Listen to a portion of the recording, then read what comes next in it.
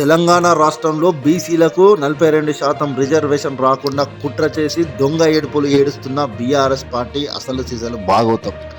సుప్రీంకోర్టులో బీసీ రిజర్వేషన్లపై కేసు వేసి అడ్డుకున్న మాధవరెడ్డికి BRS party councillor ticket. KCR KTR అండదండతో మూడుచింతలపల్లిలో కేశవపూర్లో బీఆర్ఎస్ తరపున పోటీ చేస్తున్న మాధవరెడ్డి రెడ్డి తరపున బీసీలపై రిజర్వేషన్ అడ్డుకోవాలని కోర్టులో కేసు వేయించి మళ్ళీ అదే బీసీ రిజర్వేషన్ అడ్డుకున్న నాయకునికి బీఆర్ఎస్ పార్టీ టికెట్ ఇవ్వడం గమనార్హం.